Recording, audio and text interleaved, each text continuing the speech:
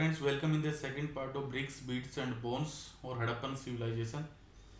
So the next point is, although the Harappa was the first site to be discovered, जैसा हमने पहले discuss किया था कि हड़प्पा वो पहली साइट है जिसकी सबसे पहले खोज की गई थी. That is why this civilization is also called as the Harappan civilization. It was badly destroyed by the brick robbers. तो सिंपल सी बात है कि ये बैडली डिस्ट्रॉय हो गई. जैसी कहानी मैंने पहले ही बताई थी आपको कि ब्रिटिश टाइम में जब इंडिया में रेलवे लाइन बिछाई जा रही थी तो मुल्तान से लाहौर के बीच में एक रेलवे लाइन का काम उस समय चल रहा था. तो इस रेलवे लाइन की जो दोनों लाइंस होती हैं इनके बीच में जो एडोजनिंग पार्ट में वहाँ पे जो पत्थर और ईंटें डालनी थी, तो उसके लिए सिंपल सा क्या किया गया कि हड़प्पन सिविलाइजेशन के जितने भी मोनूमेंट्स थे उन मोनूमेंट्स से जो ब्रिक्स थी उनको लाकर इस रेलवे लाइन में यूटिलाइज कर लिया गया, जिसके कारण इस सिविलाइजेशन में हमें उतने ज़्यादा एविडेंस नहीं मिलते. ये देखिए कि पर्टिकुलर यहाँ पे अपर पार्ट में कुछ इस टाइप के एविडेंस हैं, बाकी सारे के सारे एविडेंस यहाँ से निकाल लिए गए हैं. जो ब्रिक रोबर्स जिनको नाम दिया जाता है वो एक्चुअली जो मुल्तान से लाहौर की रेलवे लाइन थी उसके लिए इनको यूटिलाइज किया गया था. एज अर्ली एज 1875 की कहानी हम बता रहे हैं कि पहली बार 1875 में ही इस सिविलाइजेशन से रिलेटेड कुछ चीज़ें मिल चुकी थी, लेकिन फिर भी इस सिविलाइजेशन की खोज 1920 में होती है. तो क्या रीजन थे कि 1875 में इस सिविलाइजेशन की सिग्निफिकेंस या इम्पोर्टेंस को नहीं समझा जा सका. तो इन 1875 अलेक्जेंडर कनिंगम जो कि अनदर एमसीक्यू इम्पोर्टेंट आपके लिए, Alexander Cunningham was the first director general of the archaeological survey of India. ASI जो कि आज मॉडर्न टाइम में भी इंडिया के जो डिफरेंट मोनूमेंट्स होते हैं जैसे कुतुब मीनार, रेड फोर्ट, इन सारे मोनूमेंट्स का जो मैनेजमेंट है वो एएसआई के द्वारा किया जाता है. तो उस समय एएसआई की जब स्थापना की गई थी ब्रिटिश टाइम में, तो इसके जो फर्स्ट डायरेक्टर जनरल थे उनका नाम था Alexander Cunningham, who is also known as the father of the Indian archaeology, जिनको कि इंडियन आर्कियोलॉजी के फादर के रूप में भी जाना जाता है. Another important MCQ, noted that the amount of bricks taken from the ancient time was enough to lay bricks for about 100 miles of the railway line between Lahore और मुल्तान.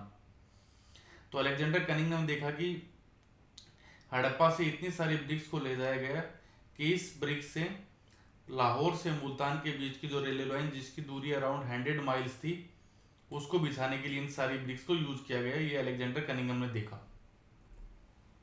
ये कनिंगम साहब हैं, who is known as the first archaeological survey of India, director general and the father of Indian archaeology. अब Cunningham के साथ क्या दिक्कत थी वो हम बाद में डिस्कस करेंगे. One of the most distinctive feature of Harappan cities was the carefully plan drainage system. अब यहाँ के जो शहर थे ये पूरी सिविलाइजेशन थी, इसकी दूसरी जो इंपॉर्टेंट फीचर थी अर्बन सेंटर्स की वो था यहाँ का वेल प्लान ड्रेनेज सिस्टम. यहाँ का जो ड्रेनेज सिस्टम है यानी कि जो गंदे पानी को निकालने के लिए जो पूरा सिस्टम, इसके बारे में मेके साहब ने इंफॉर्मेशन दी हमें पूरी. और यहाँ का ड्रेनेज सिस्टम इतना मॉडर्न यूनिक ड्रेनेज सिस्टम था कि आज के टाइम भी हमारे इंडिया के बहुत सारे शहर हैं वर्ल्ड लेवल पे उनसे कहीं ना कहीं हायर स्टैंडर्ड का ड्रेनेज सिस्टम था. If you look at the plan of the lower town, you will notice that roads and streets were laid down along an approximate grid pattern. यदि lower town के शहर को हम देखेंगे तो lower town की planning जैसे हमने पहले भी डिस्कस की थी कि वहाँ पे रोड्स और स्ट्रीट्स हैं, जो मुख्य जो रोड्स और गलियाँ हैं उनको ग्रिड पैटर्न में बनाया गया है. ग्रिड पैटर्न में कैसे बनाया गया है, जैसे मान लीजिए एक रोड ऐसे आ रही है, उससे अलग अलग स्ट्रीट्स ऐसे जा रही है. ओके, ये दो रोड मान लो इस प्रकार से एक दूसरे को 90 डिग्री पे कट आउट कर रही हैं. अब इनके बीच में जो स्ट्रीट्स हैं वो ऐसे बनी होंगी, ठीक है. दूसरी जो स्ट्रीट्स होंगी वो इनके बीच में ऐसे बनी होंगी. तो इस प्रकार से रोड्स और जो स्ट्रीट हैं वो एक ग्रिड पैटर्न को फॉलो करती हैं, इंटरेक्टिंग एट राइट एंगल. और ये सारे के सारे ग्रिड पैटर्न है वो एक दूसरे को राइट एंगल के ऊपर क्रिएट कर रहे हैं. राइट एंगल जानते हो 90 डिग्री. देखो ये एक राइट एंगल बन गया है, ये राइट एंगल, ठीक है. यानी कि एक दूसरे के साथ ये राइट एंगल के ऊपर मिल रही है. ये यहाँ से जाके यहाँ मिलेगी तो ये राइट एंगल क्रिएट कर रही है, ठीक है. तो ये रोड से वो जो स्ट्रीट है वो एक दूसरे से राइट एंगल के ऊपर मिल रही है. इस प्रकार से समझ गए. ये राइट एंगल मान लीजिए एक ये रोड है और एक यहाँ से एक स्ट्रीट जा रही है, तो ये रोड और जो स्ट्रीट जो मिली ये यहाँ पे आके एक राइट एंगल को क्रिएट कर देंगी. यानी 90 डिग्री के एंगल को क्रिएट कर रही है। It seems that streets with drains were laid out first and then houses built along them. अब दूसरा जो इम्पोर्टेंट प्लान ये माना जाता है कि यहाँ पे जो जो वेल डेवलप्ड जो स्ट्रीट्स ड्रेनेज सिस्टम है, इसको देख के आर्कियोलॉजिस्ट ने ये अनुमान लगाया कि सबसे पहले शहर में रोड्स और स्ट्रीट को बनाया गया, उसके बाद उनके साथ साथ ड्रेनेज सिस्टम को बनाया गया और उसके बाद वहां पे घरों को बनाया गया होगा। क्योंकि इतना यूनिक सिस्टम है, इसलिए माना जाता है कि ये हो ही नहीं सकता कि पहले घरों को बना दिया गया हो और उसके बाद इस प्रकार से वहां पे स्ट्रीट्स और रोड्स को इतने प्रॉपर तरीके से बनाया गया हो। तो ये माना जाता है कि पहले प्लानिंग करके वहां पर एक प्लान की गई, उस प्लान में पहले उस पर्टिकुलर सेटलमेंट्स के जो मेन रोड्स हैं उनको बनाया गया, फिर वहां से स्ट्रीट्स को बनाया गया और फिर स्ट्रीट्स के साथ साथ वहां पे ड्रेनेज सिस्टम को डेवलप किया गया और उसके बाद उसके साथ साथ उसके बाद में घरों को डेवलप किया गया। ये देखिए, ये सारी यहाँ का ड्रेनेज सिस्टम है, ठीक है। अब इस ड्रेनेज सिस्टम की विशेषताएं क्या है? पहली बात तो ये है कि ये ड्रेनेज सिस्टम डायरेक्ट घरों से जुड़े हुए हैं, ठीक है। दूसरा, ड्रेनेज सिस्टम है कवर्ड है, ये most of the drainage system हमें कवर्ड मिले, इसको भी हम देखेंगे आगे। ये देखिए, ये जैसे इस प्रकार से ये घरों का सेटलमेंट रहा होगा, तो यहाँ से स्ट्रीट्स निकल कर ये हर घर के साथ इस प्रकार से ड्रेनेज सिस्टम है। ये देखिए, घर से ये इस प्रकार से यहाँ पे पानी, गंदा पानी घरों का इस स्ट्रीट्स इस ड्रेनेज में आता होगा और फिर ये ड्रेनेज आपस में, जैसे स्ट्रीट्स आपस में कनेक्ट हो रही है उसी प्रकार से ड्रेनेज आपस में एक दूसरे से गलियों के साथ साथ कनेक्ट होती थी और बाद में इस सारे गंदे पानी को शहर से बाहर निकाल दिया जाता था। ये देखिए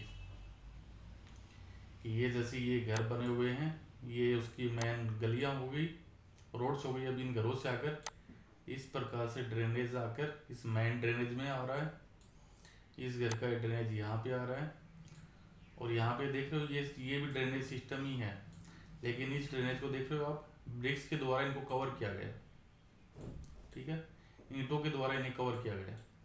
मतलब कि ये जो गंदे पानी को निकास के लिए जो ड्रेनेज बना हुआ था, जो नालियाँ बनी हुई थी, ये ओपन ड्रेनेज नहीं था बल्कि ये कवर्ड ड्रेनेज था। तो यानी कि साफ सफाई का वो लोग कितना अरेंजमेंट रखते थे। इस ड्रेनेज को भी यदि आप देखोगे तो ये पीछे आपको दिख रहा होगा पूरा कवर्ड है। कवरिंग के साथ साथ इस ड्रेनेज में जगह जगह पे पिट होल भी बने हुए थे, जिनको हटाकर इनको टाइम टू टाइम साफ भी किया जा सकता था, यानी इनका जो कचरा और मलबा है उसको भी हटाया जा सकता था।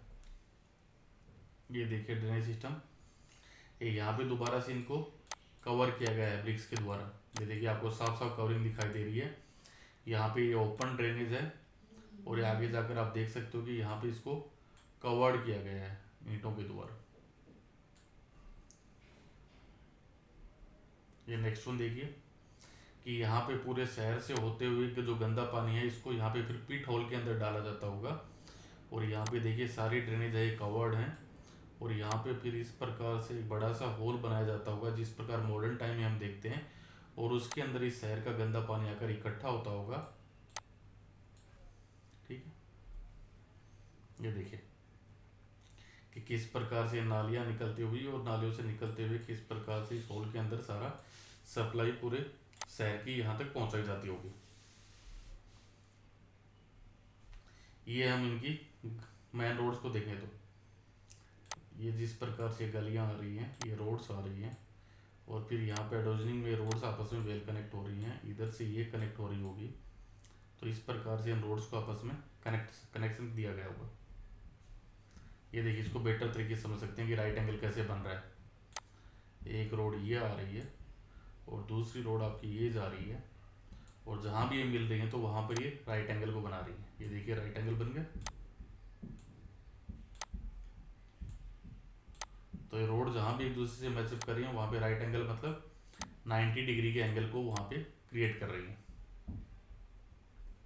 ये नेक्स्ट वन कि इस प्रकार से, और ये पूरा नीचे की साइड में ड्रेनेज सिस्टम और इस ड्रेनेज सिस्टम को पूरी तरीके से वेल कवर्ड रखा जाता था और यहाँ से जो पानी है घरों का वो उसके अंदर आकर मैचअप होता होगा।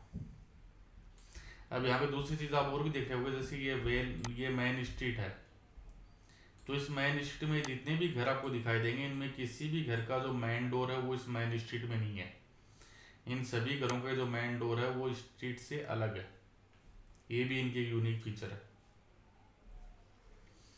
While most Harappan settlements have a small high western part, जैसे हमने भी बात किया कि वेस्टर्न साइड में हाइट के ऊपर एक पार्ट बना होता था जिसको कैथेड्रल बोला गया था, and a larger lower eastern part, और जो लोअर पार्ट था वो ईस्टर्न साइड में बना होता था।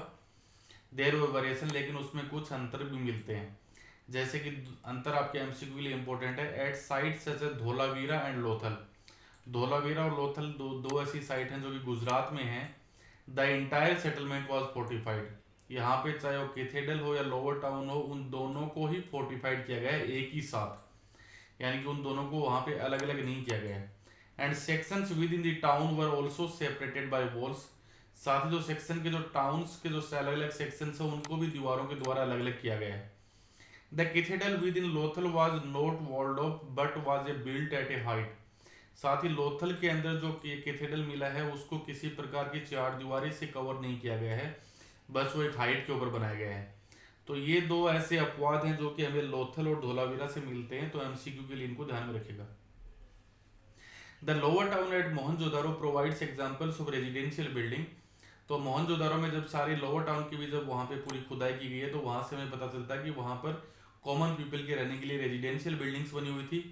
Many were centred on A courtyard, और ज़्यादातर बिल्डिंग थी ये कोर्टयार्ड के सेंटर के चारों तरफ बनी हुई थी, विद रूम्स ऑल साइड, जिसके चारों तरफ रूम बनी हुए थे। तो ये एंशिएंट टाइम में भी हमारे घरों को यदि आप देखोगे तो हमारे घर कैसे बने होते थे।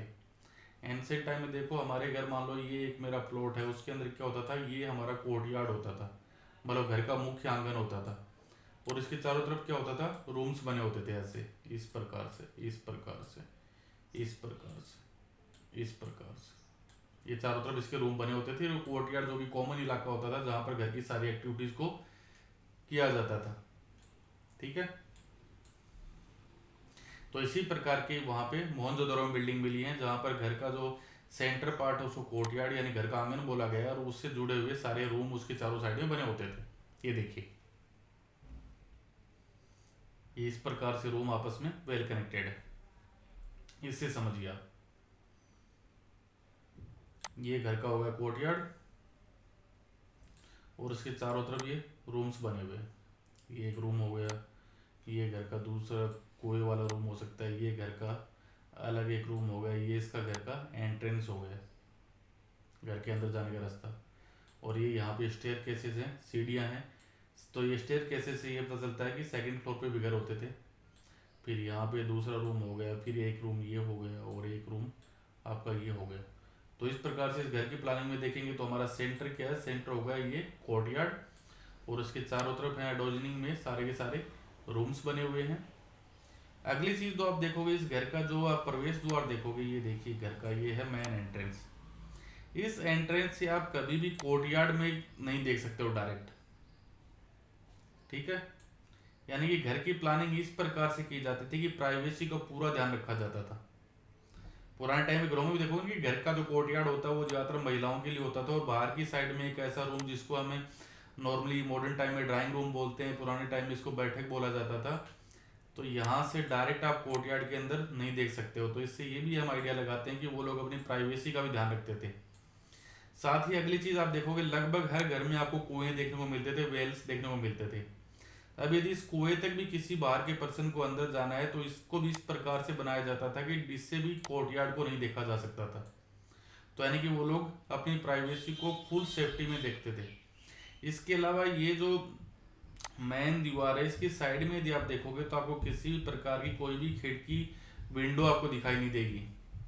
तो ये भी हमें ये सजेस्ट करता है कि वो अपनी प्राइवेसी का ध्यान रखते थे, मतलब मेन स्ट्रीट की साइड में किसी भी प्रकार की विंडो आपको नहीं देखने को मिलेगी। विंडो है वो इसके बैक साइड में आपको देखने को मिलेंगी। The courtyard was probably the center of the activities such as cooking and weaving is also interesting is an apparent concern for privacy। तो संभवतः कोर्टयार्ड था वो इस प्रकार की एक्टिविटीज के काम आता था, जैसे वहाँ पर घर के लिए सामूहिक रूप से खाना बनता होगा, महिलाओं के द्वारा वहाँ पे वीविंग बुनाई का काम किया जाता होगा, या दूसरे क्राफ्ट का काम किया जाता होगा। दूसरा यहाँ पे इंटरेस्टिंग फैक्ट ये भी है कि वो अपनी प्राइवेसी को लेकर भी पूरी तरीके से कंसर्न थे, वो अपनी प्राइवेसी का पूरा ध्यान रखते थे। There are no windows in the walls along the ground level, ground level के साथ जितने भी रूम्स बने हुए हैं उनके साथ किसी भी प्रकार की कोई भी विंडोज हमें देखने को नहीं मिलती है, कोई भी खिड़की आपको देखने को नहीं मिलेगी जिससे कि बाहर का व्यक्ति अंदर देख सके। Besides the main entrance does not give a direct view of the interior और द कोर्टयार्ड। साथ ही जो घर का जो मेन एंट्रेंस है, जिसकी हमने पहले भी बात की, ये जो घर का मेन एंट्रेंस है उसको इस प्रकार से बनाया जाता था, इस मेन एंट्रेंस को, कि यहाँ से आपको घर का इंटीरियर लुक या घर का जो कोर्टयार्ड है वो दिखाई नहीं देगा। तो इन सब चीज़ों से हम ये अनुमान लगाते हैं कि वो लोग अपनी प्राइवेसी को लेकर बहुत कंसर्न थे। ये देखिए अगला एक फेज और देख सकते हो यहाँ के कोर्टयार्ड का। ये घर का मेन एंट्रेंस है जिससे घर के अंदर प्रवेश किया जाएगा, और ये घर का पूरा कोर्टयार्ड वाला सिस्टम आप देख सकते हो। तो इसमें से आपको जाने के लिए आपको इस प्रकार से होके इस प्रकार से इधर, या फिर इससे अंदर जाकर इस साइड से होकर आपको जाना होता है कोर्टयार्ड के अंदर, इस दरवाजे से होकर। इस मेन एंट्रेंस से आपको कोर्टयार्ड के दर्शन नहीं होंगे। और इसी कोर्टयार्ड के चारों तरफ हम देख सकते हैं कि ये रूम्स बने हुए हैं, ठीक है।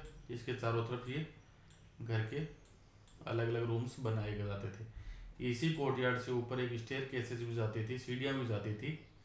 और ये जो ग्राउंड फ्लोर के जितने भी रूम्स हैं, इन रूम्स में किसी भी प्रकार की कोई भी विंडो आपको देखने को नहीं मिलेगी। तो इससे हम ये आइडिया लगाते हैं कि वो लोग अपनी प्राइवेसी के लेकर बहुत कंसर्न थे।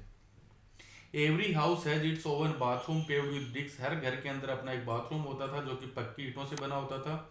With drains connected through the walls to the street drains, जिसकी जो नालियाँ होती थी वो स्ट्रीट की जो ड्रेन्स होती हैं उनसे कनेक्टेड थी। Some houses have remains of staircases to reach a second storey of the roof. कुछ घरों में हमें सीढ़ियाँ भी मिली हैं जिनसे कि दूसरी मंजिल या फिर छत के ऊपर पहुंचा जा सकता था। ये देखिए, ये इस प्रकार की सीढ़ियाँ भी हमें वहाँ पे मिली हैं जिनसे कि या तो आप छत पे जा सकते हो, या फिर ये आइडिया लगाया जाता है कि शायद इसके ऊपर कोई सेकंड फ्लोर भी वो लोग बनाते होंगे। तो इस प्रकार की सीढ़ियाँ भी हमें बहुत सारे घरों से वहाँ पे मिली हैं। मैनी हाउसेज हैड वेल्स, कई कई घरों में हमें कुएं भी मिले हैं। Open in A room that could be reached from the outside. और यहाँ भी प्राइवेसी को ध्यान इस प्रकार से रखा गया है कि कुएं को उस प्रकार के इस रूम में बनाया गया है जहाँ पर आउटसाइड से ही आप जा सकते हो, बाहर से ही जा सकते हो, आपको घर के अंदर जाने की कोई जरूरत नहीं है। एंड परेप्स use by the passers by, और आसपास जो गुजरने वाले लोग हैं वो लोग भी उसका यूज करते होंगे, क्योंकि इसीलिए इसको प्राइवेसी का ध्यान रखा गया है। Scholars have estimated that total number of wells in Mohenjo-daro was about 700। Number याद रखिएगा एमसीक्यू के लिए। विद्वानों का यह मानना है कि मोहनजोदारो में हमें लगभग 700 के आसपास वेल्स मिले हैं, 700 के आसपास कुएं हमें घरों में मिले हैं। ये घर के अंदर बना हुआ एक कुआं आप देख सकते हो उनका, ये देखिए वेल्स। इसी प्रकार से ये भी एक उनका वेल रहा होगा। जो एडोजनिंग पार्ट है बिल्डिंग के, जो बाकी पार्ट हैं वो धीरे धीरे डीके हुए होंगे। अबाउट द ड्रेनेज, ड्रेनेज के बारे में जो सबसे अच्छी इंफॉर्मेशन जिस विद्वान ने दी है उनका नाम मेके है। याद रखिएगा, ये आपके पैसेज वाले क्वेश्चन से पूछा जा सकता है। तो मेके नोटेड, मेके ने बताया कि it is certainly the most complete ancient system as yet discovered. यह प्राचीन समय में खोजा गया सबसे कंप्लीट सिस्टम उन्होंने माना है। Every house was connected to the street drains, हर घर है वो जो स्ट्रीट की जो ड्रेन्स होती थी उनसे कनेक्टेड था। The main channel were made of bricks set in mortar and were covered with loose bricks that could be removed from cleanings. जो ड्रेनेज है उस ड्रेनेज से पानी का रिसाव नहीं हो, तो इसलिए जो ईंटें होती थी उनको मोटार से, यानी जो जिप्सम का जो घोल होता था उससे उनको कनेक्ट किया जाता था। साथ ही उनके ऊपर ईंटों से उन ड्रेनेज को कवर भी किया जाता था और जिनको सफाई के लिए हटाया भी जा सकता था। तो इस प्रकार का एक यूनिक ड्रेनेज सिस्टम उन्होंने डेवलप किया था। साथ ही उन्होंने ये भी बताया है कि in some cases limestone was used for covers. कई जगह पे ब्रिक्स के जगह पे लाइमस्टोन जो पत्थर होता है उसको कवर के लिए यूज किया गया है। Drainage system were not unique to the larger cities but were found in smaller settlements as well. और ये जो यूनिक ड्रेनेज सिस्टम है वो ये नहीं है कि केवल बड़े बड़े शहरों में मिला है, जैसे कि मोहनजोदारो शहरों में मिला है, बल्कि जो छोटे छोटे शहर हैं जहाँ पर मिट्टी से बने हुए घर थे, जहाँ पर मड ब्रिक्स से घर बनाए गए थे, वहां भी पक्की ईंटों का ड्रेनेज सिस्टम मिला है। सबसे अच्छी बात यह है। फॉर एग्जांपल लोथल, जैसे कि गुजरात के अंदर जो लोथल शहर है वहां पर houses were built of mud bricks. जो घर थे उनको बनाने में मड ब्रिक्स का यूज किया गया था, मतलब कच्ची ईंटों का यूज किया गया था। But drains were made of burn bricks, लेकिन जो ड्रेनेज सिस्टम था वो पक्की ईंटों का बनाया गया था। तो यानी कि वो अपनी साफ सफाई के लिए भी बहुत ही कंसर्न थे। ये देखिए लोथल का आप ड्रेनेज सिस्टम देख सकते हो कि यहाँ पर जो ये ईंटें हैं उनको पक्की हुई ईंटें हैं जिनको कि बर्न ब्रिक्स या और घर होते थे वो कच्ची ईंटों का बनता था, लेकिन ड्रेनेज के लिए इस प्रकार की ब्रिक्स का लोथल में यूज किया गया है। तो इससे हमें ये पता चलता है कि वो अपने इस ड्रेनेज सिस्टम के लिए, सफाई वाले काम के लिए बहुत ही कंसर्न थे। In the cathedral that we found evidence of structure that were probably used for special public purpose। अभी कैथेड्रल जो इनका जो अपर टाउन था, यहाँ पे हमें कुछ इस प्रकार के स्ट्रक्चर मिले हैं, कुछ इस प्रकार की बिल्डिंग्स मिली हैं जिनके बारे में स्कॉलर्स का ये मानना है कि दीज बिल्डिंग्स और structures were use for the some special public purpose, कि कुछ सार्वजनिक रूप से कुछ स्पेशल पर्पज फंक्शंस वहाँ पे होते होंगे जिनके लिए इन बिल्डिंग्स का यूज किया जाता होगा। ये केवल अनुमान है हमारा। These includes the warehouse, इनमें से जो मेन बिल्डिंग है वो एक तो वेयर हाउस है। A massive structure of which the lower brick portion remains, और वेयर हाउस एमसीक्यू के लिए याद रखिएगा, यहाँ की जो यदि पूछा जाए कि मोहनजोदारो या इस सेटलमेंट की सबसे लार्जेस्ट बिल्डिंग कौन सी है तो वेयर हाउस है। अब वेयर हाउस एक बहुत ही मैसिव स्ट्रक्चर रहा होगा जिसका केवल कुछ ही पोर्शन अभी हमारे पास अवेलेबल है, while the upper portion probably of would decade long ago and the great bath, क्योंकि इसका नीचे का जो पोर्शन है वो ईंटों का बना हुआ था जो अवेलेबल है, लेकिन ऊपर का पार्ट माना जाता है कि ये लकड़ी वगैरह का बना होगा जो अब डिस्ट्रॉय हो चुका है। साथ ही यहाँ पर जो दूसरी मेन इंपॉर्टेंट बिल्डिंग जो स्ट्रक्चर है वो है यहाँ का द ग्रेट बाथ। तो वेयर हाउस का यूज क्या किया जाता होगा, तो वेयर हाउस के लिए विद्वानों का यह मानना है कि वेयर हाउस में वहां पर जो गांव में जो सरप्लस प्रोडक्शन होता होगा, जो ग्रेनरी होती होगी, उसको इस वेयर हाउस में लाकर स्टोर किया जाता होगा, प्रिजर्व किया जाता होगा, और उसके बाद उसको लोअर टाउन में रहने वाले लोगों को सप्लाई किया जाता होगा। इसका ये मेन पर्पज उन्होंने माना है। आगे हम बात करें ग्रेट बाथ का क्या पर्पज रहा होगा, तो ग्रेट बाथ के लिए नॉर्मली स्कॉलर्स का यह मानना है कि जिस प्रकार मॉडर्न टाइम में इंडिया में हम देखते हैं कि जैसे गंगा स्नान हो गया या मंदिर में जाने से पहले स्नान वगैरह करना हमारी परंपरा में शामिल है, तो ये माना जाता है कि ग्रेट बाथ जो है उसका कोई रिलीजियस पर्पज रहा होगा। ये वेयर हाउस की बिल्डिंग है, इस बिल्डिंग का केवल जो लोअर पार्ट है वही अभी हमारे पास अवेलेबल है। अपर पार्ट ये माना जाता है कि वुडन से बना हुआ था, लकड़ियों से बना हुआ था, जो कि नष्ट हो चुका है। ये यहाँ का सबसे मैसिव स्ट्रक्चर है। The great bath was a large rectangle tank. Great bath था वो एक रेक्टेंगल टैंक था, रेक्टेंगल शेप इस प्रकार की होगी, आपको पता ही होगा, ठीक है। एक लार्ज रेक्टेंगल टैंक था in courtyard surrounded by a corridor और फोर साइड, और ये चारों तरफ एक कॉरिडोर से घिरा हुआ था इस प्रकार से, ठीक है। Which was made watertight by setting bricks on edge and using a mortar of gypsum. अभी इसके अंदर ये पूरा सिस्टम, इसके अंदर पानी भरा जाता था, तो पानी का रिसाव नहीं हो तो यहाँ पर ब्रिक्स को इस प्रकार से यूज किया जाता था, और इन ब्रिक्स के बीच में जो जिप्सम का जो घोल होता है उसको डाल दिया जाता था, जिससे कि ये वाटर टाइट हो जाता था, इससे पानी का रिसाव नहीं हो पाता था। There were rooms on 3 sides in one of which was a large well. अब जो ये आपका हो गया ग्रेट बाथ, ये इसके चारों तरफ होगा कोर्टयार्ड। अब ये माना जाता है कि इसके 3 साइड में रूम्स बने हुए थे। अब 3 साइड में जो रूम बने हुए थे, इनमें से एक रूम के अंदर बड़ा सा एक वेल होता था, कुआं होता था, जिससे कि इसके अंदर पानी को भरा जाता होगा। Across a lane to the north lay a smaller building with 8 bathrooms 4 on each side of corridor. इस एक साइड में बड़ा सा इधर कुआं बना हुआ होगा, दूसरी साइड में इस साइड में 4 बाथरूम्स थे इस प्रकार से, और 4 बाथरूम इस साइड बने हुए थे, ये वाली साइड। और ये जो सामने ये साइड थी, ये पूरी तरह से ये कोर्टयार्ड पूरी तरीके से ओपन था। तो इस प्रकार से ऐसा स्ट्रक्चर यहाँ के ग्रेट बाथ का था। ये देखिए, ये ग्रेट बाथ रेक्टेंगल शेप में, इसके अंदर स्नान के लिए उतरना हो तो इस प्रकार से सीढ़ियां बनी हुई थी, स्टेयरकेसेस, ठीक है, जिनसे आप उतर सकते थे। ये इसके चारों तरफ हो गया एक कोर्टयार्ड,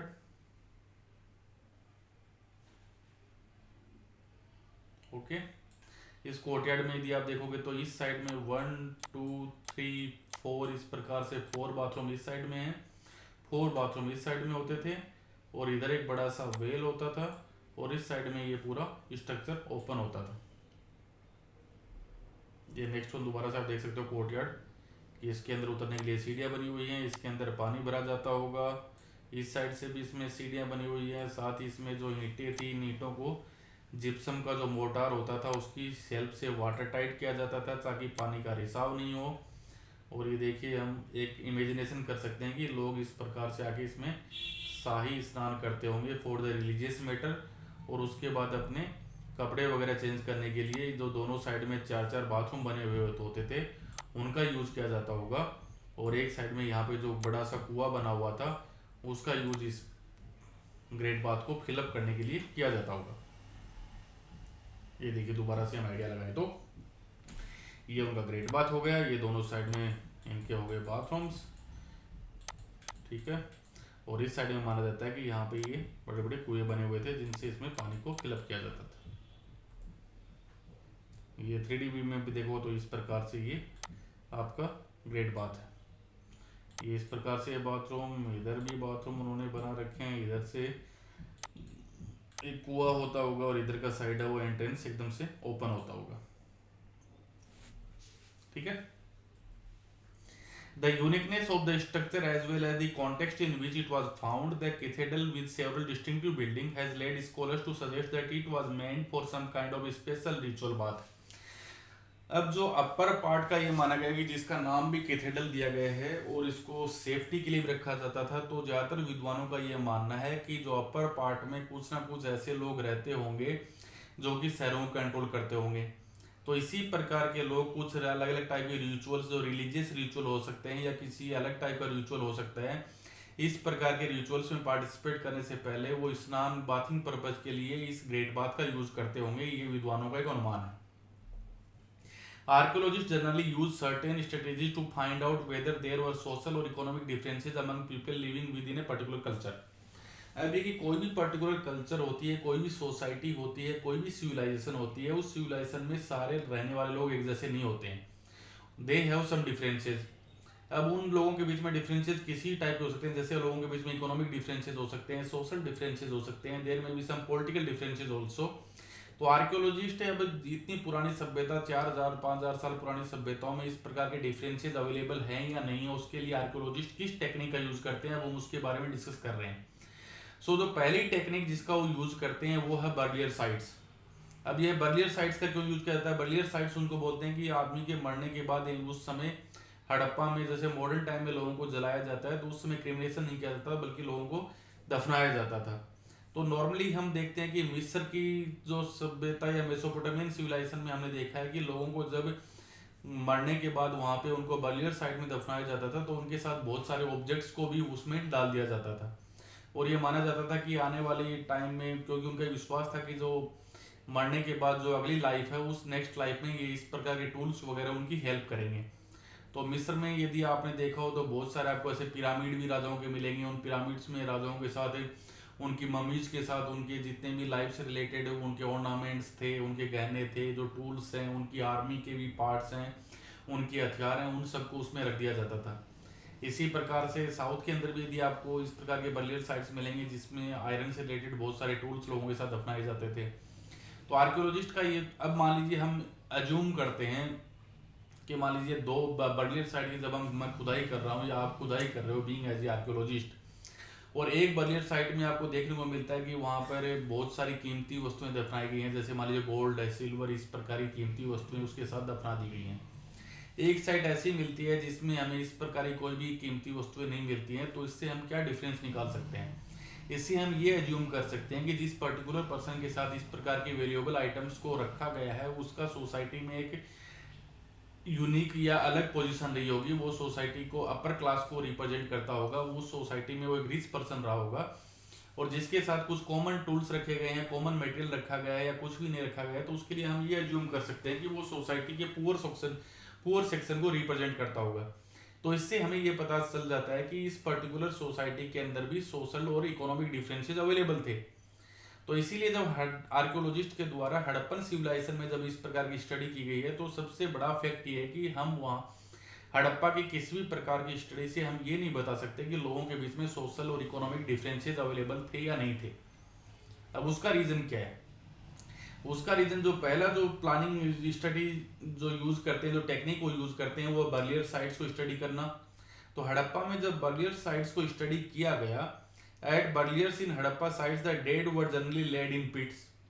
अब जो हड़प्पा में जो बर्लियर साइट्स के अंदर जिनको दफनाया गया वो ज़्यादातर पिट्स यानी गड्ढों के अंदर उनको दफनाया गया है।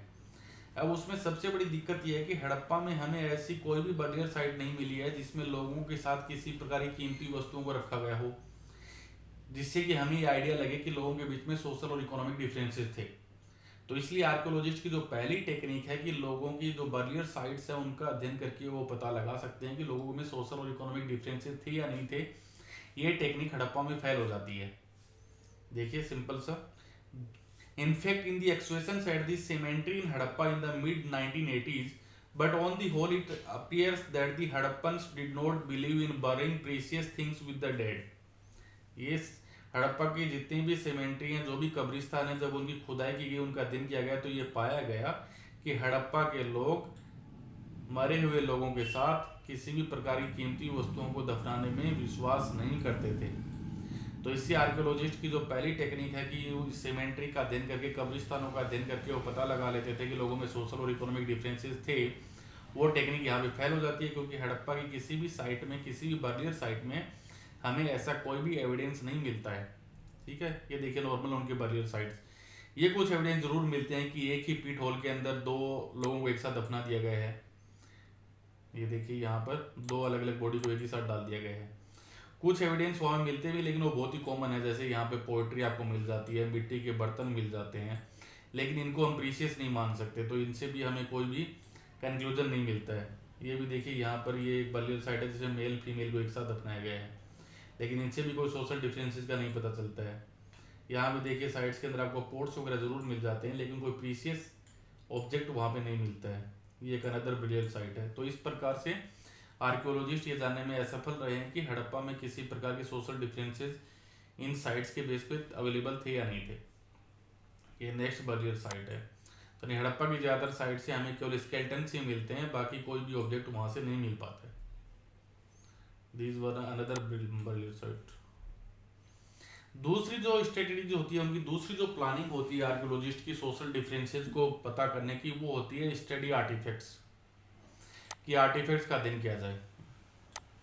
आर्टिफैक्ट्स क्या होते हैं कि डे टू डे लाइफ में जो डिफरेंट ऑब्जेक्ट्स जो बनाए जाते हैं उनको हम आर्टिफैक्ट्स मानते हैं। जो क्राफ्ट की जो चीज़ें होती हैं उनको आर्टिफैक्ट्स बोलते हैं।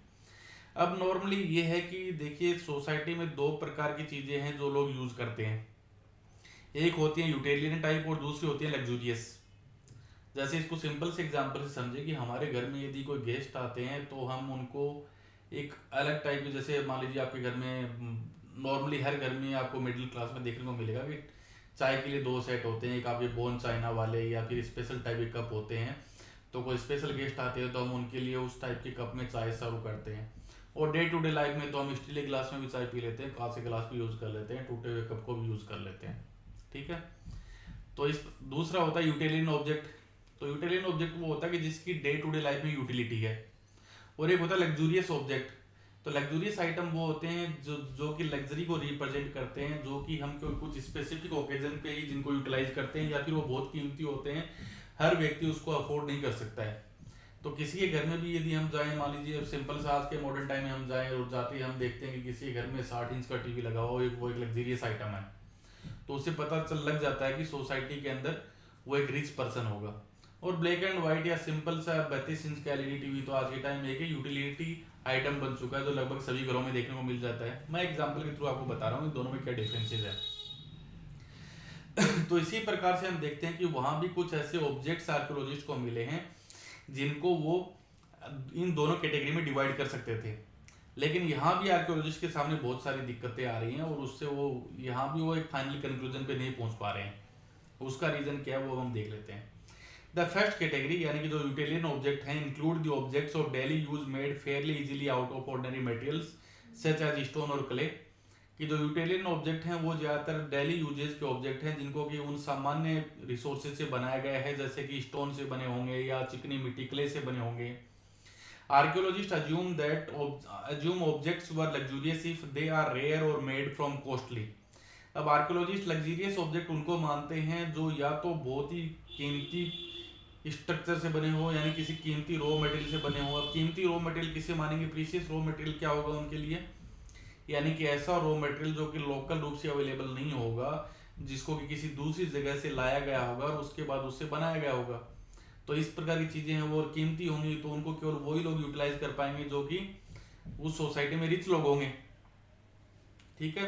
या फिर कुछ ऐसे मटेरियल या फिर कुछ ऐसा ऑब्जेक्ट जो कि बहुत ही कॉम्प्लिकेटेड टेक्नोलॉजी से बना हो, जैसे बनारसी साड़ी है, उसको हैंड वूवन किया जाता है तो वो बहुत कीमती होती है। बनारसी साड़ी हर व्यक्ति तो नहीं पहनता है ना। कॉमन फैमिली में रहने वाले लोग, मिडिल क्लास के लोग तो सिल्क वाली साड़ी यूज करती हैं महिलाएं, लेकिन जो अपर क्लास के लोग हैं जिन वो लग्जूरियस आइटम जो अफोर्ड कर सकते हैं वो बनारसी साड़ियाँ पहनते हैं नॉर्मली। ठीक है, समझ रहे हो दोनों का डिफरेंस, क्योंकि दोनों की कीमतों में अंतर है, हर व्यक्ति उसको अफोर्ड नहीं कर सकता है। तो उसी प्रकार से आर्कियोलॉजिस्ट ये मानते हैं कि जो कॉमन ऑब्जेक्ट्स, जो यूटिलिटियन ऑब्जेक्ट होते थे जिनकी डे टू डे लाइफ में उपयोगिता होती थी, वो या तो उस समय के अकॉर्डिंग स्टोन से बनते होंगे या फिर क्ले से बनते होंगे या फिर ऐसे ऑब्जेक्ट से बनाए जाते होंगे जो वहां पर लोकली रूप से अवेलेबल था, जिसकी वैल्यू कम रही होगी, जिसको हर व्यक्ति अफोर्ड कर सकता था। और लग्जूरियस आइटम वैसे रहे होंगे जिनमें जिनको बनाने में या तो किसी ऐसी टेक्नोलॉजी का यूज किया जाता होगा जो कि बहुत ही कॉम्प्लिकेटेड टेक्नोलॉजी होगी, या फिर उसको बनाने में ऐसे ऑब्जेक्ट्स का यूज किया जाता होगा जो कि ऐसे रिसोर्सेज का यूज किया जाता होगा जो कि लोकली रूप से वहां पे अवेलेबल नहीं होंगे, जिनको कहीं बाहर से इंपोर्ट किया हुआ हो, जिसके कारण उसकी कीमत बढ़ गई होगी। लेकिन इसमें भी दिक्कत आर्कियोलॉजिस्ट के सामने क्या आती है वो हम देखते हैं। जैसे ये सिंपल से ऑब्जेक्ट्स हम देख सकते हैं जो कि डे टू डे लाइफ में वो लोग यूज करते होंगे। अब इसमें वो गोल्ड से बने हुए ऑब्जेक्ट्स भी हैं, अब इसमें वो सिल्वर ऑब्जेक्ट्स भी हैं, अब इसमें मन के भी हैं, हर टाइप के ऑब्जेक्ट हैं। Hoards are objects kept carefully. अब दूसरा तरीका ये होता है कि जो होर्ड्स यानी कि होता है, लोग होता है जैसे पुराने टाइम में गड्ढा खोद कर उसके अंदर अपने गहने वहने छुपा देते थे, तो उसको बोलते हैं होर्ड्स, यानी जो खजाना जो लोग छुपा के जो चीज रखते थे। Hoards are objects kept carefully by people often inside containers such as pots. किसी बर्तन में डालकर मिट्टी के अंदर दबा दिया गया, तो इस प्रकार के ऑब्जेक्ट्स को होर्ड्स बोलते हैं। Such hoards can be of jewellery और metal objects saved for reuse by metal workers.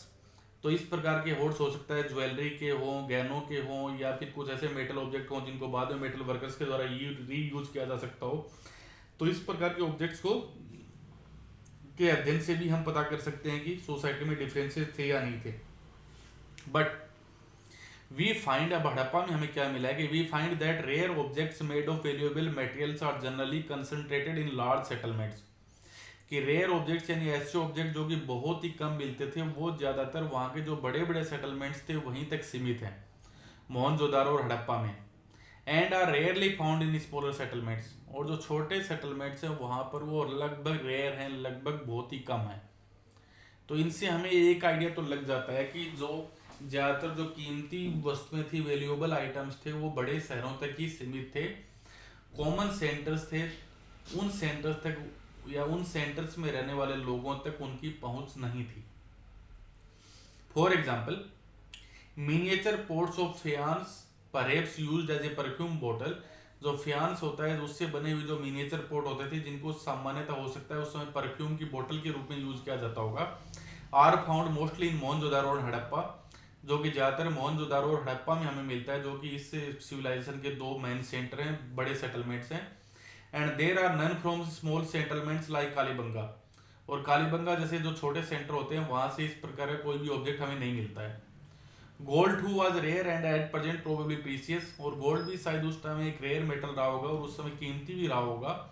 All the gold jewellery found at Harappa sites was recovered from hoards. और हड़प्पा साइट से हमें जितनी भी गोल्ड से रिलेटेड जो मटेरियल मिला है वो सारा का सारा होर्ड से मिला हुआ है। यानी कि जो उस समय जो लोग खजाने के रूप में जिसको मिट्टी के अंदर दबा दिया करते थे, तो आपको आज भी पता है गांव में लोगों को अपनी वस्तुओं को, आज के टाइम मॉडर्न टाइम में बैंक में जो लॉकर के अंदर आप अपनी कीमती वस्तुएं रखते हो, बैंकिंग सिस्टम से पहले हम हमारी कीमती वस्तुओं को किसी पोर्ट में रखकर घर में जमीन के अंदर दबा दिया करते थे, तो उसको हम बोलते हैं होर्ड्स। तो हड़प्पा में ज़्यादातर गोल्ड से रिलेटेड जो भी ज्वेलरी है वो हमें इन होर्ड से मिलती है। तो इससे हम ये अज्यूम कर सकते हैं कि सोना उस समय लोगों के लिए आज की तरह ही एक रेयर मेटल रहा होगा और एक प्रीशियस मेटल रहा होगा। ये आपका फियांस वाला पोर्ट है जिसके अंदर वो इस प्रकार की चीज़ों को रखते होंगे। चंदू हाराव एक छोटा सा सेटलमेंट है, उसके बारे में हम बात करते हैं। Chanhudaro is a tiny settlement. Chanhudaro एक बहुत ही छोटा सा वहां पर शहर था, लेस देन 7 हेक्टेयर, जिसका इलाका केवल 7 हेक्टेयर था, और मोहनजोदारो अराउंड 125 हेक्टेयर में फैला हुआ था। तो मोहनजोदारो से कंपेयर करें तो एक बहुत छोटा सेटलमेंट है। अब चंदू में क्या काम होता था, एमसीक्यू ध्यान रखिएगा। Chandu was exclusively devoted to craft production. Chandu एक मेन सेंटर था इस सिविलाइजेशन के लिए जहाँ पर क्राफ्ट प्रोडक्शन का काम होता था। तो क्राफ्ट प्रोडक्शन में क्या क्या काम होता था, वहाँ पर बीड मेकिंग, जो बीड्स इस प्रकार की बनी होती थी जिनको वो अपनी ऑर्नामेंट्स में यूज करते थे, तो उनको यहाँ पे बनाया जाता था। सेल कटिंग, अब चंदू है वो यदि आप देखोगे तो अरेबियन सी के पास एक कोस्टल पार्ट में है, तो सेल जो शंख होते हैं उनकी, उनसे इस प्रकार की कटिंग का काम होता था यहाँ पर। मेटल वर्किंग, सील मेकिंग, इस सिविलाइजेशन में जो अलग अलग प्रकार की सील्स बनी मिली हैं उनको बनाने का काम। एंड वेट मेकिंग, और वेट के जो अलग अलग पत्थर होते हैं उनको बनाने का काम भी चंदू में किया जाता था। ये देखिए चंदू ये रहा चंदू ये आप देख सकते हो, ये अरेबियन सी के पास एक कोस्टल पार्ट में है।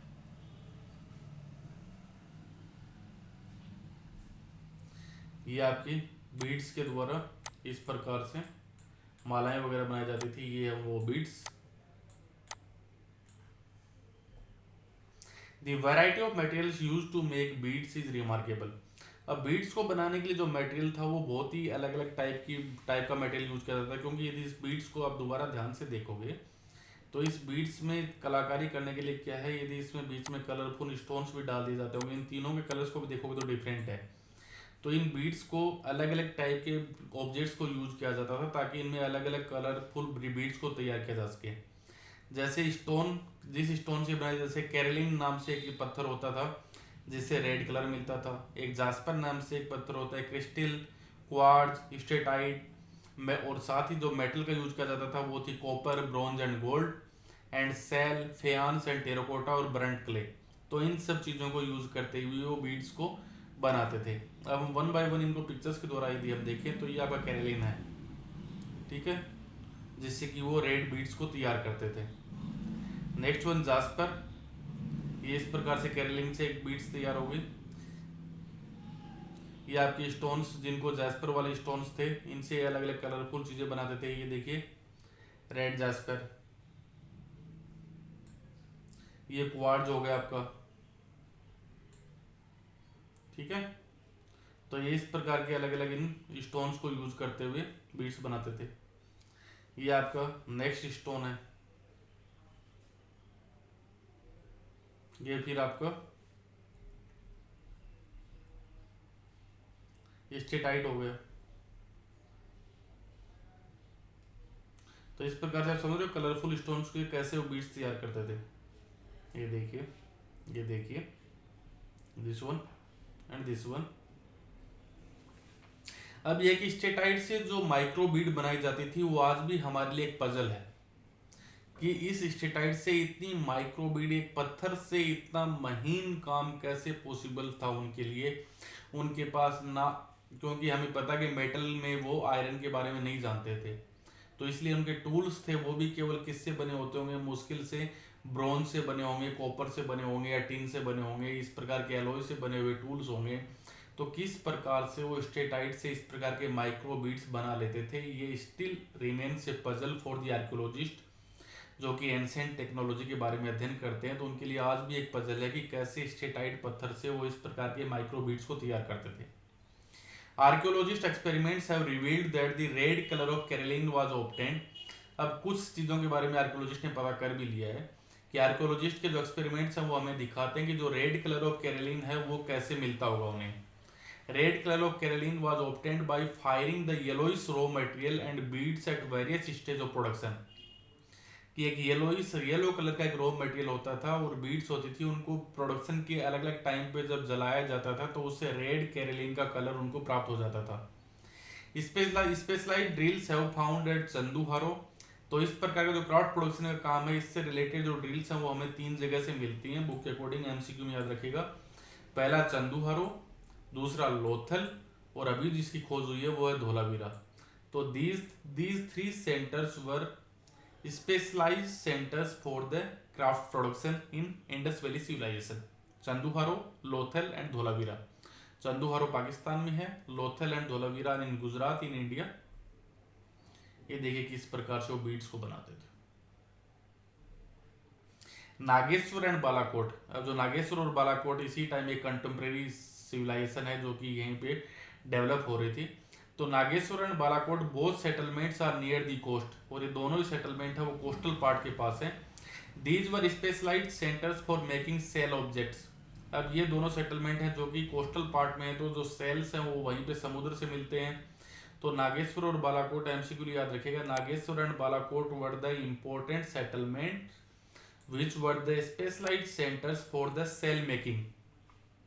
तो सेल ऑब्जेक्ट्स यहाँ कैसे क्या क्या बनते थे सेल से, यहाँ पर बैंगल्स जो चूड़ियाँ होती हैं वो बनती थी, लेडल्स बनते थे, इनले बनते थे, which were taken to other settlements, और यहाँ इनको बनाने के बाद जो सिविलाइजेशन के दूसरे सेटलमेंट है वहां तक इनकी सप्लाई की जाती थी। It is likely that finished products such as beads from Chanhudaro and Lothal were taken to large urban centres such as Mohenjodaro and Harappa. और इससे हमें ये भी लगता है कि इन छोटे छोटे सेटलमेंट्स के अंदर क्राफ्ट प्रोडक्शन का काम होता था, और बाद में इनको बड़े शहर जैसे हड़प्पा और मोहनजोदारो जैसे सेंटर में इनकी सप्लाई सुनिश्चित की जाती होगी। ये देखिए आप देखोगे तो ये आपको यहाँ पे मिल जाएगा चंदूहारो, ये आपका नागेश्वर गुजरात के अंदर, और यहीं पे पास में ही बालाकोट है। ठीक है, तो ये नागेश्वर और बालाकोट जो कि दोनों ही कोस्टल पार्ट हैं, ये आपका ये रहा बालाकोट, दोनों ही अरेबियन सी में कोस्टल पार्ट है। तो नागेश्वर और बालाकोट इन दोनों में ही क्या मेन काम होता था, ये दोनों ही सेल की क्राफ्ट प्रोडक्शन से जुड़े हुए थे। चंदूहारो, धोलावीरा और लोथल, ये भी 3 इंपॉर्टेंट सेंटर थे वहाँ के क्राफ्ट प्रोडक्शन के लिए, और इन सभी सेंटर में जो क्राफ्ट का काम होता था उसके बाद इन यहाँ से बने हुए सामानों को मोहनजोदारो और हड़प्पा जैसे बड़े शहरों में सप्लाई किया जाता होगा। वेस्टेज अब ये है कि हमें कैसे पता चलता है कि एक पर्टिकुलर जगह पे क्राफ्ट का काम होता था या नहीं होता था। तो देखिए सिंपल सा तरीका, मान लीजिए हम सिंपल सा एक एग्जांपल करते हैं, मान लीजिए कि स्टोन क्राफ्टिंग का कोई काम हो रहा है, मान लीजिए कहीं पे स्कल्पचर्स बनाई जा रही है, मूर्ति बनाने का काम होता है, पत्थर से मूर्तियां बनाई जा रही हैं। तो जो बनाने वाला जो मूर्तिकार है जब वो पत्थर को तराशता है तो पत्थर के छोटे छोटे टुकड़े वहाँ आसपास बिखरते चले जाते हैं, और धीरे धीरे जब वो काम कई सालों तक वहाँ पे होता रहेगा तो आप देखोगे आसपास के सराउंडिंग में पत्थर का ढेर लग जाएगा। तो ये सबसे अच्छा इंडिकेटर है क्राफ्ट वर्क के बारे में पता लगाने का कि वहाँ पे जो वेस्ट मटेरियल कितना है। ठीक है, तो ये एमसीक्यू याद रखेगा, waste is one of the best indicators of the craft work. अब मान लीजिए पर्टिकुलर जगह पे हमें बहुत सारा वेस्ट मिला है जो कि आपका सेल से रिलेटेड है, जहाँ पे बहुत सारा, तो उससे हम ये आइडिया लगा सकते हैं कि यहाँ पर सेल प्रोडक्शन का काम होता होगा। जैसे मान लीजिए किसी पर्टिकुलर जगह पे हमें बहुत सारे कांच की चूड़ियों के टुकड़े मिलते हैं तो हम पता लगा सकते हैं कि यहाँ पर इसका प्रोडक्शन किया जाता होगा। फॉर एग्जाम्पल, इफ सेल्स और stones is cut to make objects, these then pieces of these materials will discarded as waste at the place of production। जैसे फॉर एग्जांपल मान लीजिए किसी पर्टिकुलर जगह पे सेल या स्टोन को कट करके कोई ऑब्जेक्ट बनाया जा रहा है, तो उससे जो छोटे छोटे जो पीसेज हैं उस मटेरियल को बनाने के दौरान वो एक वेस्ट के रूप में वहाँ चारों तरफ बिखर जाते हैं। तो इस प्रकार से हमें एक इंडिकेशन मिल जाता है कि एक पर्टिकुलर जगह उस पर्टिकुलर क्राफ्ट से कनेक्टेड थी। तो इसलिए क्राफ्ट से कनेक्टेड सेंटर्स के बारे में पता लगाने का सबसे अच्छा तरीका है वहाँ के वेस्ट का अध्ययन किया जाए, वहाँ पे कितना वेस्ट मटेरियल अवेलेबल है। Copper and bronze vessels also found in large numbers. अब हमें पता है कि वो आयरन के बारे में वो जानते नहीं थे, तो इस सिविलाइजेशन से हमें कॉपर और ब्रॉन्ज से बने हुए कई प्रकार के बर्तन भी बड़ी संख्या में मिले हैं। Terracotta toy models of bullock cart suggest that this was one important mean of transporting goods and people across land routes. अब हमें बुलक कार्ट से रिलेटेड जो टेराकोटा से बने हुए खिलौने मिले हैं जो हमने पहले भी देखे थे, डिस्कस किया था, तो उनसे हमें ये पता चलता है कि जो बुलक कार्ट थी, जो बैलगाड़ी थी, वो उस समय गुड्स को ट्रांसपोर्ट करने के लिए या लोगों को लैंड रूट्स के ऊपर एक जगह से दूसरी जगह पहुंचाने के लिए एक इंपॉर्टेंट ट्रांसपोर्ट सिस्टम के रूप में यूज किया जाता होगा। ये देखिए इस प्रकार से कॉपर से बने हुए वेसल्स बर्तन हमारे पास अवेलेबल है हड़प्पन सिविलाइजेशन के। ये उनकी खाने की थाली जो होती थी। देखिए आज से 4-5 हज़ार साल पहले उन्होंने किस प्रकार से, जब मेटलर्जी के बारे में इतनी नॉलेज नहीं थी लोगों को, कि मॉडर्न टेक्निक्स उनके पास नहीं थी, फिर भी उनके जो वेसल्स आप देखोगे तो आप अचानक में पड़ जाओगे कि मॉडर्न टाइम से वो एकदम रिसेंबल करते हैं। ये उस समय शीशे के बारे में लोगों को नहीं पता था, कांच के बारे में, दर्पण के बारे में, तो ये तांबे से बना हुआ एक दर्पण है जिसमें वो अपना चेहरा देखा करते थे। ठीक है, ये कुछ दूसरे ऑब्जेक्ट्स हैं। ये और अलग अलग टाइप के बर्तन जिनमें खाना पकाने के, खाना परोसने के। ये कुछ फ्लेक्स है मेटल से बने हुए, जिनको नाइफ वगैरह के रूप में या किसी और पर्टिकुलर चीज़ के लिए यूटिलाइज किया जाता होगा। They established settlements such as Nageshwar and Balakot in areas where shell was available. अब उन्होंने जो अपने सेटलमेंट्स हैं वो भी बहुत प्लानिंग के साथ बसाए थे। नागेश्वर और बालाकोट जो सेटलमेंट था वो ऐसे इलाकों में बसा हुआ था जहाँ पर सेल है वो इजीली अवेलेबल था। अदर सच साइट्स वर सोरतू गई। अब दूसरी इसी प्रकार की एक साइट सोरतू गई जो कि दूर अफगानिस्तान में स्थित थी। वहाँ पर सबसे अच्छा सोर्स था लापिस लुजुली। अब लापिस लाजुली था वो एक ब्लू स्टोन होता था, नीला पत्थर होता था जो कि बहुत ही कीमती माना जाता था। Lothal with was near sources of carnelian. अब जो लोथल था वो जो कैरोलिन नाम का एक सोर्स होता है जो कि गुजरात भरूच से मिलता है, उसके नज़दीक स्थित था। स्टेटाइट जो पत्थर होता था वो राजस्थान और नॉर्थ गुजरात में मिलता था। और मेटल जो नॉर्मली तांबे का जो यूज करते, कॉपर का यूज करते थे, वो राजस्थान की खेतरी रीजन से उनको मिल जाता था। तो इस प्रकार से उनकी साइट्स जिन पर्टिकुलर चीज़ों का वो यूज करते थे अपने क्राफ्ट के लिए, वो सारी साइट्स अपने रिसोर्स सेंटर के आसपास ही उन्होंने इस प्रकार से इस्टेब्लिश की थी। ये देखिए उनका लापिस लाजुली जो पत्थर होता था जो कि वहाँ पे सोरतू गई में मिलता था, ब्लैक कलर का प्रीशियस स्टोन माना जाता था। अब दूसरी जो प्लानिंग थी कि रॉ मटेरियल जो कि वहाँ पे लोकल रूप से अवेलेबल नहीं थे तो उनको कहाँ से लाया जाता था। तो पहला था प्रोक्योरमेंट करना, यानी दूसरी जगह से उनको प्राप्त करना। So the procurement raw materials may have been to send expeditions to areas across send as Khetri region of Rajasthan, कि कई लोगों को वहाँ पर या इस प्रकार के लोगों को वहाँ पे भेजा जाता होगा कि इस प्रकार के रिसोर्सेज को एक्वायर किया जाए जो कि लोकल रूप से वहाँ पे अवेलेबल नहीं थे। क्योंकि इस पूरे इंडस वैली सिविलाइजेशन के यदि एरिया को देखते हैं हम तो वहाँ पे हमें कहीं भी कॉपर से रिलेटेड कोई भी रिसोर्स अवेलेबल नहीं है, यानी कॉपर से रिलेटेड कोई भी माइन वहाँ पे अवेलेबल नहीं है। तो फिर इतने सारे जो कॉपर ऑब्जेक्ट्स थे वहाँ पे मिले हैं तो कॉपर मेटल वो कहाँ से प्राप्त करते होंगे। तो कॉपर के लिए उनका सबसे अच्छा सोर्स था राजस्थान का जो खेतरी रीजन है जो कि अपनी कॉपर बेल्ट के लिए जाना जाता है, तो यहाँ से वो कॉपर को प्राप्त करते होंगे। गोल्ड जो कि साउथ के अंदर कर्नाटका का जो रीजन है वहाँ पे गोल्ड मिलता था इंडिया में उस समय, तो गोल्ड है वो साउथ इंडिया से प्राप्त करते होंगे। साथ ही यहाँ पे जो ये भी हम इससे अज्यूम कर सकते हैं कि इस प्रकार से जब वो आसपास के क्षेत्रों से ये सारे रिसोर्सेज अवेलेबल कर रहे थे तो उन्होंने वहाँ की जो लोकल कम्युनिटी है उनके साथ भी कम्युनिकेशन और रिलेशन स्टेब्लिश कर लिया होगा। अब मान लीजिए ऐसा तो है नहीं कि आप जाओगे और जाने के बाद आप अचानक से ही बोलोगे कि मेरे को इतना कॉपर चाहिए और वो कॉपर आपको डाल के दे देंगे थाली के अंदर।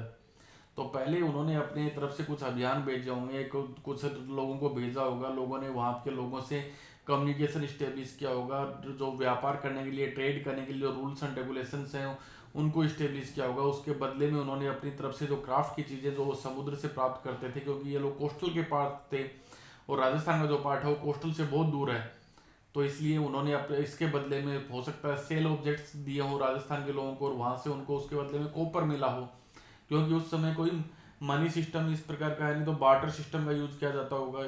ठीक है, कोई कॉइन्स और मॉडर्न मनी सिस्टम वहाँ पे अवेलेबल नहीं है, तो बार्टर सिस्टम होता होगा कि चीज़ों को आपस में एक्सचेंज किया जाता होगा। तो इसलिए हम ये अज्यूम करते हैं कि उस समय जो केवल यही एक सिविलाइजेशन नहीं थी बल्कि आसपास की जो अन्य सिविलाइजेशन थी, जो छोटे लेवल पे सिविलाइजेशन थी, उन लोगों के साथ भी उन्होंने अपना एक कम्युनिकेशन सिस्टम एस्टेब्लिश किया होगा। Occasional finds of Harappan artefacts such as steatite microbeads in these areas are indicators of such contacts. और इस कॉन्टेक्ट का दूसरा जो तरीका है वो हम इससे भी पता कर सकते हैं कि जो इस जैसे खेतरी रीजन में जो गणेश और जोधपुरा सिविलाइजेशन है या साउथ इंडिया के कुछ रीजन है वहाँ पे हमें हड़प्पा में बने हुए ऐसे बहुत सारे आर्टिफैक्ट्स हैं, जैसे कि स्टेटाइट की बनी हुई माइक्रो बीड्स हैं जो कि हड़प्पन सिविलाइजेशन में बनती थी। इस प्रकार की बीड्स हमें इन क्षेत्रों में मिली है, तो जिससे हमें आइडिया लगता है कि इन लोगों का आपस में कॉन्टेक्ट रहा होगा और चीज़ों को वो इस प्रकार से एक दूसरे के साथ एक्सचेंज करते होंगे। There is evidence in the Khetri area for what archaeologists call the Ganeshwar Jodhpura culture with its distinctive non-Harappan poetry and an unusual wealth of copper objects. It is possible that the inhabitants of this region supplied copper to the Harappans. अब जो Ganeshwar Jodhpura culture जो available है हमारे पास, archaeologist हैं जिसको Ganeshwar Jodhpura culture Rajasthan की culture है जिसको ये नाम दिया है, वहाँ पे हमें distinctive non Harappan poetry and unusual wealth of copper objects वहाँ पे हमें मिले हैं। तो जिनसे हमें ये पता लगता है कि ये लोग किसी न किसी प्रकार से जो हड़प्पन पीपल थे उनको कॉपर की सप्लाई करते होंगे, यानी यहाँ रहने वाले लोग हैं वो हड़प्पन लोगों को कॉपर की सप्लाई करते होंगे, क्योंकि there is evidence copper that what archaeologist call the Ganesh Jodhpur culture with is distinctive non Harappan pottery. अब इस गणेश और जोधपुरा कल्चर को हम हड़प्पा कल्चर क्यों नहीं मानते हैं, क्योंकि पहला रीजन तो ये कि यहाँ पे जो पोइट्री हमें मिली है, जो मिट्टी के जो बर्तन वगैरह मिले हैं वो हड़प्पा से पूरी तरीके से अलग है, they are distinctive non Harappan pottery, तो इसलिए एक अलग कल्चर मानी जाती है। इस अलग कल्चर को वहाँ के जो रीजन है सीकर में ये गांव है जहाँ से खोज हुई है, तो उसके नाम पे इसको नाम दिया गया गणेश और Jodhpura culture. And unusual wealth of copper objects, लेकिन साथ ही यहाँ पर हमें बहुत सारे कॉपर ऑब्जेक्ट्स भी मिले हैं। अब गणेश और जोधपुरा रीजन में देखोगे तो वहाँ पे इस प्रकार की कोई भी कॉपर माइन अवेलेबल नहीं है, ठीक है। लेकिन जो गणेश और जोधपुरा का जो एरिया है वो खेतड़ी की जो माइंस है वहाँ से लगभग 100 किलोमीटर है। अब यहाँ पे इतने सारे कॉपर ऑब्जेक्ट्स मिले हैं, तो इससे हम ये अज्यूम करते हैं कि इन लोगों का, गणेश और जोधपुरा के लोग हैं जो ये इस कल्चर में रहने वाले लोग थे, इनका इस खेतड़ी के इलाके से डायरेक्ट कांटेक्ट रहा होगा और ये लोग इस खेतड़ी के इलाके से कॉपर लेके आते होंगे और इस कॉपर को वो हड़प्पा के लोगों को सप्लाई करते होंगे। ये आर्कियोलॉजिस्ट के द्वारा अज्यूम किया गया है। समझ रहे हो रिलेशन कि गणेश और जोधपुरा को एक अलग कल्चर इसलिए माना गया आर्कियोलॉजिस्ट के द्वारा क्योंकि यहाँ पर जो पोट्री मिली है, जो बर्तन मिले हैं वो नॉन हड़प्पन है। अगर हड़प्पा जैसे ही बर्तन मिलते तो इसको भी हम हड़प्पन सिविलाइजेशन में काउंट कर लेते हैं, लेकिन यहाँ के बर्तन हड़प्पन लोगों से अलग है।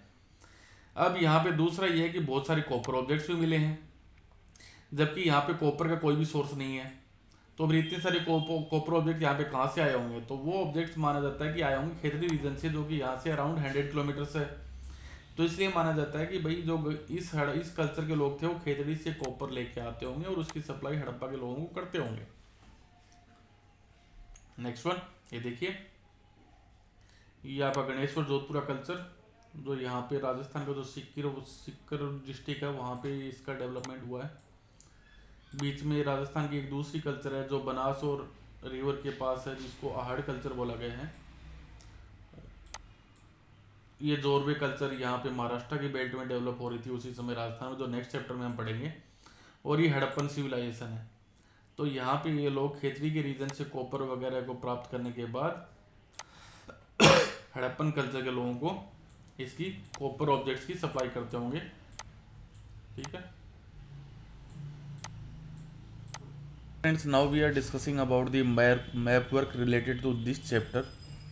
तो इस चैप्टर में मैप के अंदर यदि आप देखोगे तो there are given different sites, लेकिन जो 12th क्लास की बोर्ड के सिलेबस के अकॉर्डिंग हमें केवल इतने ही मैप को तैयार करना है। एक है आपका, इस मैप में आपको केवल मैच्योर हड़प्पन साइट्स को तैयार करना है। वो है हड़प्पा जो कि पाकिस्तान में है, बनवाली जो कि आपके हरियाणा में है, कालीबंगा राजस्थान में, बालाकोट इधर अरेबियन सी के पास, राखीगढ़ी हरियाणा में, धोलावीरा गुजरात में, नागेश्वर गुजरात के अंदर, लोथल गुजरात में, मोहनजोदारो पाकिस्तान में, चंदूहारो भी पाकिस्तान में और कोटदीजी भी उसी साइड में है।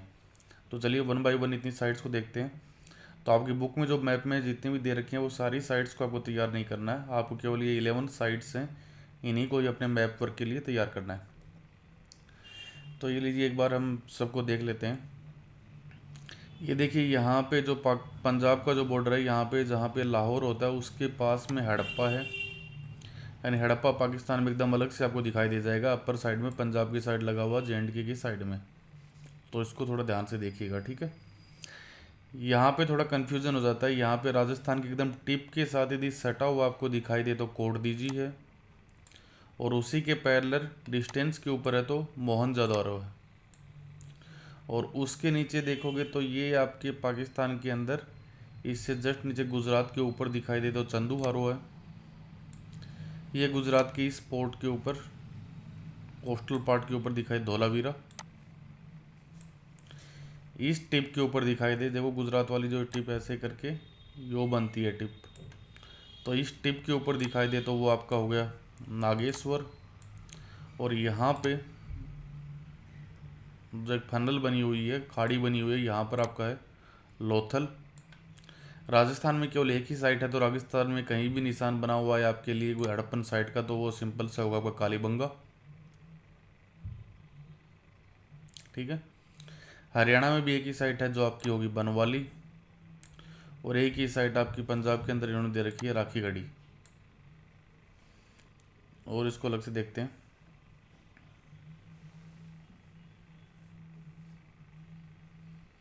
हड़प्पा,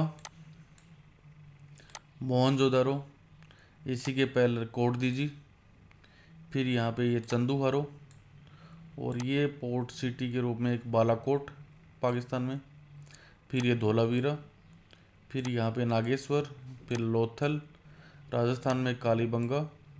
अब यहाँ पे कन्फ्यूज़न है कि ये दोनों साइट्स ही हरियाणा में मानी जाती हैं, तो इन दोनों साइट्स में यदि आप देखोगे, एक राजस्थान के बॉर्डर हरियाणा में मानी जाती है, एक राजस्थान के एकदम बॉर्डर के ऊपर है, वो आपकी बनवाली है, और एक इस साइड में दिखाई देगी तो वो आपका हो जाएगा राखीगढ़ी। ठीक है। ये हरियाणा का बॉर्डर जो यूँ हो कि यूँ आ रहा है इस टाइप से, ये बीच में दिल्ली आ गई यहाँ पे। ठीक है।